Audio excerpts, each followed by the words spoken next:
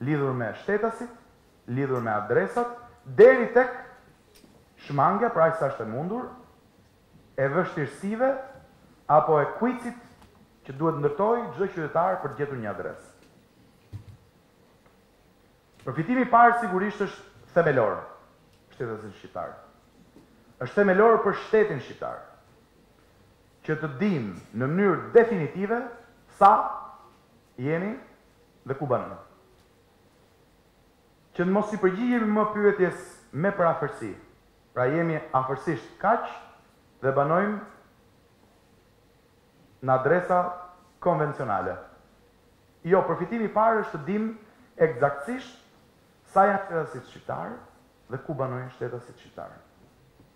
Kjo i shërben qytetarëve, i shërben institucioneve, i shërben shtetit në tërësi. Po pastaj ka dhe një sër përfitime tjera, që unë po i quaj dytësore, po që s'janë dytësore,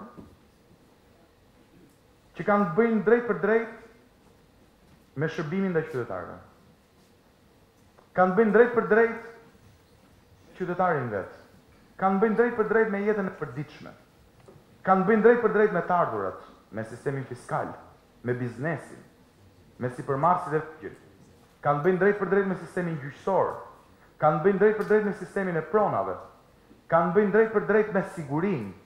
Kanë të bëjnë drejt për drejt me sigurimet shoqërore, me sigurimin shëndetësor dhe kapacitetin për dhënë shërbime shëndetësore. Kanë të bëjnë drejt për drejt me arsimin dhe mundësinë për të arsimuar në të vend. Pra,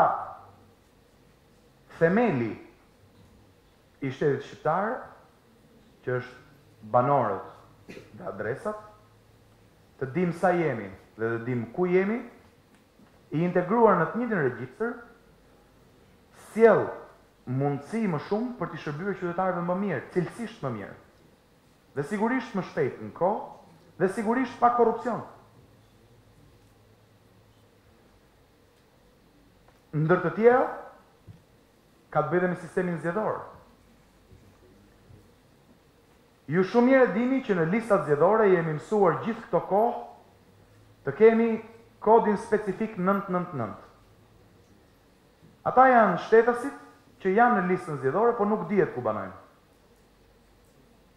Dhe jemi mësuar gjithë këtë kohë të dimë që ka njerëz të identifikuar që votojnë në këtë kuti, të kësaj qendre votimi, ka njerëz të identifikuar në letër, që si di kërkush, që potencialisht duhet votojnë në këtë kuti. Se janë emigrant, apo jo. Se janë njerëz që ju ka ngelur banesa në letra, të ajo qendër votimi, po ndërkohë janë në një qytet tjetër. Se janë njerëz që nuk ekzistojnë, për 1 milion arsye. Kjo nuk dihet. Kjo cënon parimet e sistemit zgjedhor. Kjo cënon barazinë e votës së qytetarëve. Dhe kjo çon, pra ka shërbyer si shteg për manipulimin e zgjedhjeve. Shumë shpesh është përdorur kjo mënyrë, duke abuzuar me shtetasit që s'ekzistojnë. Me shtetasit që ekzistojnë vetëm në listë, po nuk ekzistojnë në territor. Në qoftë se ky sistem implementohet, siç kemi filluar, nuk do ketë më shtetas që i kemi vetëm letër, po nuk i kemi në territor. Nuk do ketë më shtetas qoftë në listën zgjedhore, që janë me një kod të panjohur, 999. Nuk do ketë më shtetas që do jenë vetëm në lista dhe nuk do jenë në realitet. Sepse do jetë gjithçka evidentuar nga sa jemi, kush jemi dhe ku banojmë.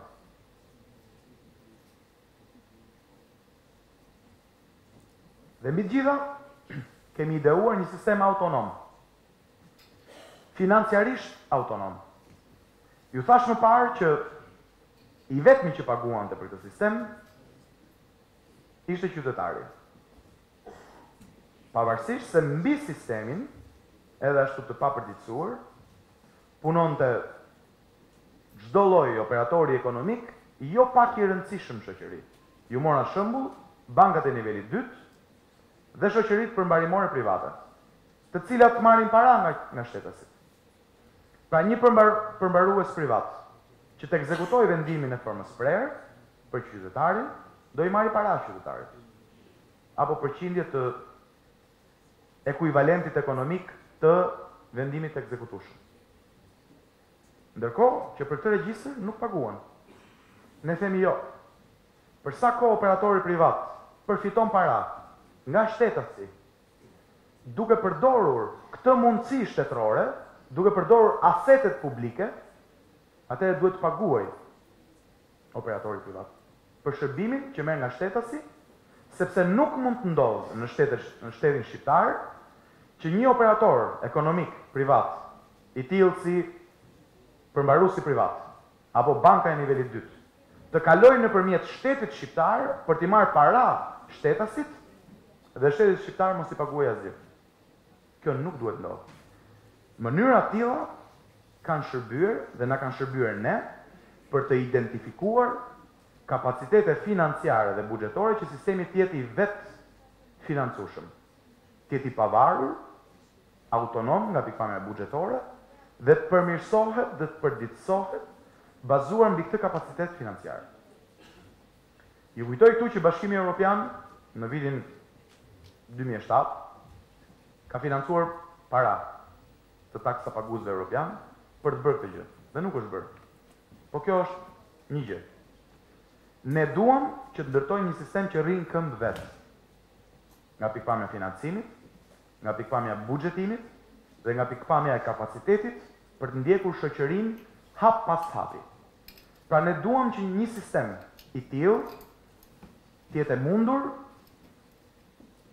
të mos shkojmë më sipas parimit shoqëria para, shteti pas, por të ecim të dy bashkë hap pas hapi. Dhe Shqipëria në të vërtet të përputet me Shqipërinë në letër.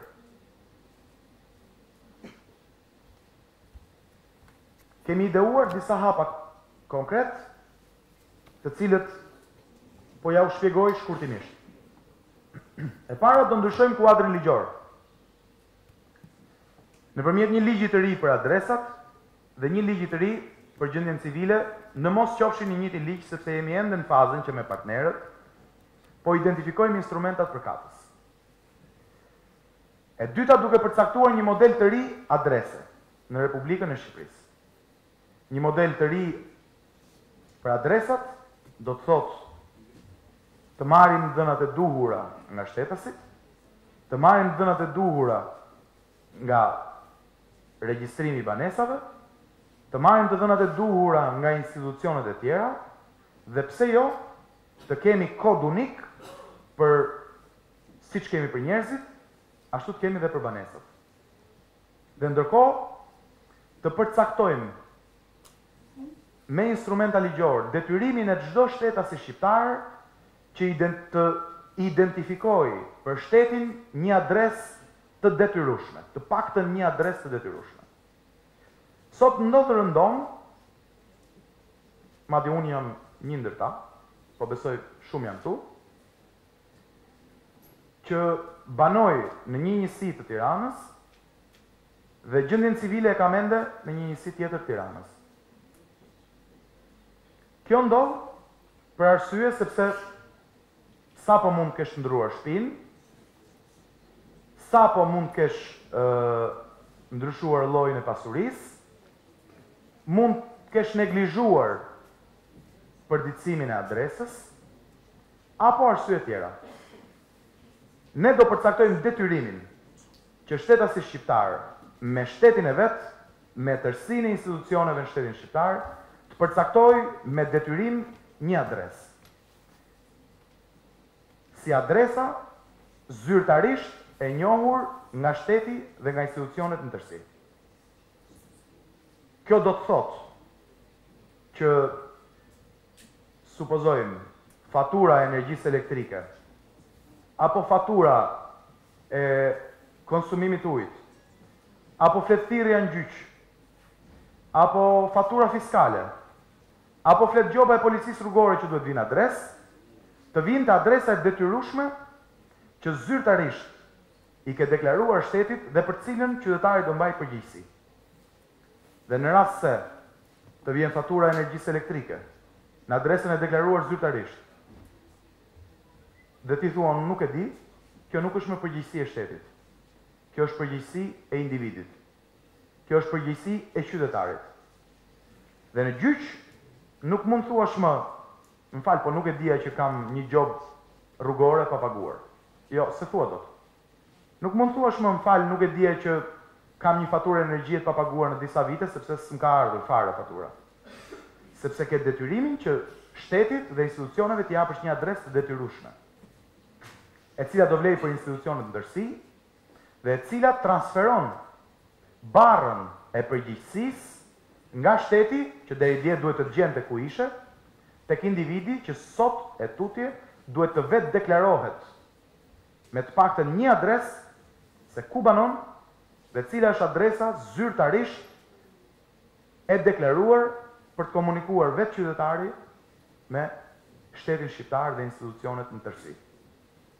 Dhe një sër ndryshime shtire ligjore që do të ndihmojnë që ky proces të jetë i strukturuar dhe me rezultatet që ndryshme në kohë. Nga ana tjetër do bëjmë identifikimin në terren të shtetasve dhe banesave. Pra në një proces tërësor të popullimit, do bëjmë përputhjen në terren, me trokitje derë, me grupe